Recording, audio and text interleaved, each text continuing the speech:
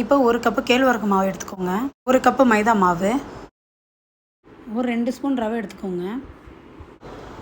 உங்களுக்கு தேவையான அளவு ஏலக்காய் தூள் போட்டுக்கோங்க. நம்ம பவுடர் சுகர் ஆட் பண்ணுறோம், அது 1 கப்பு. கொஞ்சம் உப்பு ஆட் பண்ணிக்கலாம்.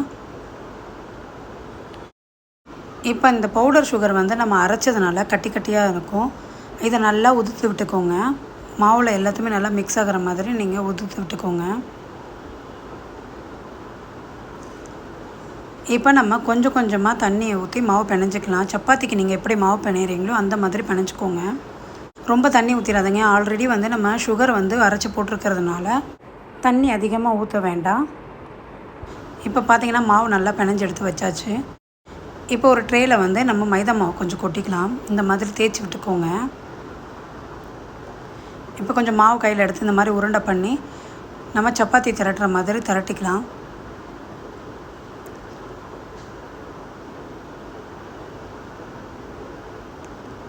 இந்த மாதிரி ஒட்டும், ஏன்னா அதில் சுகர் பவுடர் இருக்குல்ல, அதனால் ஒட்ட தான் செய்யும்.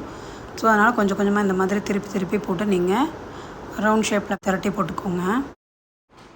இப்போ நான் ஸ்டார் கட்டர் எடுத்திருக்கேன். அதில் இந்த மாதிரி நான் ஷேப் கொடுத்துக்கிறேன். ஹார்ட் ஷேப்லேயும் ரவுண்ட் ஷேப்லேயும் நான் கட்டர் வச்சுருக்கேன். அதுலேயும் நான் டிசைன் கொடுத்துக்கிறேன். உங்கள் வீட்டில் என்ன ஷேப் இருக்கோ அந்த மாதிரி நீங்கள் கொடுத்துக்கோங்க. இப்போ நம்ம ஷேப்லாம் ரெடி ஆகிடுச்சு. இப்போ ஒரு பேனில் நான் வந்து ஆயில் ஊற்றி வச்சுருக்கேன். அது ஹீட் ஆகிட்டோம். இப்போ ஆயில் நல்லா ஹீட் ஆகிடுச்சு. கட் பண்ணி எடுத்து வச்சுருக்க ராகி ஸ்வீட் சிப்ஸை நம்ம இப்போ சேர்த்துக்கலாம்.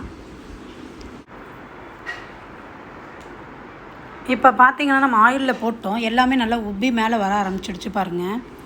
இந்த மாதிரி உப்பி வரும் நம்ம ஃப்ரை பண்ணும்போது. இப்போ எல்லாத்தையும் நம்ம திருப்பி போட்டுக்கலாம். இதே மாதிரி 2 பக்கம் நல்லா ஃப்ரை ஆன பிறகு நம்ம எடுத்துடலாம். நீங்கள் அடுப்பை சிம்மில் வச்சே செய்யுங்க, இல்லைன்னா சீக்கிரமாக தீஞ்சிரும்.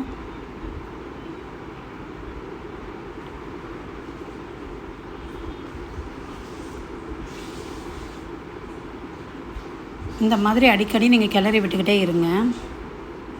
இப்போ பார்த்தீங்கன்னா 2 பக்கமும் நல்லா ஃப்ரை ஆகிடுச்சு. இப்போ நம்ம எடுத்துடலாம்.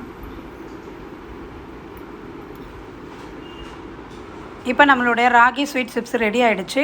இதை உங்கள் வீட்டில் ட்ரை பண்ணி பார்த்துட்டு எங்களுக்கு எப்படி இருந்துச்சுன்னு கமெண்ட் பண்ணுங்கள். கண்டிப்பாக ட்ரை பண்ணுங்கள்.